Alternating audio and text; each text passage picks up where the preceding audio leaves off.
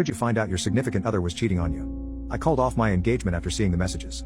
Last week I found out that my fiancé cheated with her boss. I'm not sure of his age, but he's in his mid-40s. I also know he's married and he has 3 kids. This happened last November on a work trip while out of town. They made love 3 times. I only found out after her boss's wife messaged me on Facebook and told me. She also provided me with screenshots of texts and emails between them. Graphic discussions about how they cheated on us. Back and forths with them joking about how they got over on us. But then she'd tell him in the same text that she loves me, so this can never come out. The boss's wife, who seems very sweet, was understandably enraged and heartbroken. She is having him served with divorce papers and also decided she was going to drop a friendly email to their HR department. When I found out, I was sitting on my phone looking over these screenshots. Simultaneously, my fiancé was across from me on the sofa on the computer, planning a honeymoon trip for after a wedding she has no idea is never going to happen. She was completely oblivious to the fact that her life is going to fall apart very soon. I didn't feel any sympathy at all since mine falls apart every time I read those texts and emails. I still feel like someone is impaling my heart when I think about it all. 3 years down the drain. I'm just thankful I found out before we got married. I guess there's that to be thankful for. She had no idea, but I took a vacation day after I found out. I planned to go around to my place and collect all her stuff when she left for work. I boxed it up and had it sitting by the door for when she got back. I still have to figure out if I can get any of the money I've already laid out for the wedding back. It was supposed to happen in October, but yeah, that's not happening. I can't forgive a cheater and knew that when she came home, I was going to throw her out of my apartment and out of my life. I debated posting all those screenshots on her Facebook page, but my sister talked me out of it. I also debated calling her parents. I felt bad for them as they are such great people and I'm going to miss her family. They had accepted me as one of their own, but I decided that she could explain herself to them. I didn't want to hear her excuses or her lies. At that point I just wanted her out of my life so I could figure out what the hell I'm going to do with the rest of my life.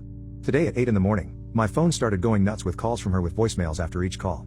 I knew right away what was going on, so I immediately called my sister to tell her that it was happening. She told me to stay strong and asked if I wanted her to come to my place and sit with me, so she's doing that. Then I had a very difficult phone conversation with my ex's mother.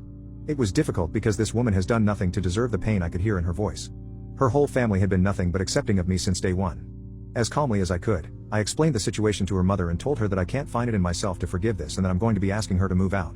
Although she was very upset, her mother seemed to understand why I felt this way. She offered as well to come to my place and help my ex get her things. I think this is a pretty good idea. Then I texted a few of my closest friends about this situation. I've been getting bombarded with texts from them since, but have said as soon as I can, I will talk to them, but right now I'm completely overwhelmed. I listened to one voicemail from my ex and it was what I expected. Crying and asking me to call her because we really need to talk. I called her back and she didn't answer. So I started to text her when she called me. Immediately she was telling me how sorry she was. Why did I call her mom? Why did I involve other people? So I lost it and asked how she thinks I feel having to go get tested for STDs because my fiancé cheated on me. Do you know how embarrassing that is? So at least she didn't deny what she did. I told her she needs to come this afternoon and get her stuff out of my place, and that we are finished. She said we'll talk more later, but I cut her off and said there's not a whole lot to talk about. I also asked her how she and this guy could talk crap about me and his wife, like how they made fun of her for gaining weight after having 3 kids. This poor woman didn't deserve this. I didn't deserve this. I also said something to her about not trying to say she felt pressured because the guy is her boss. Her texts show clearly that she was a more than willing participant in all this. I guess she's got to meet with HR at work today and the whole place is gossiping about the 2 of them. I can't feel sorry for either of them at this point. I'm already emotionally drained and it's not even 10 a.m. where I'm at. So once she's done with her HR meeting, I guess she's going to come here and get her stuff. I'm hoping it goes without much drama. My sister should be here and I hope her mom comes with her.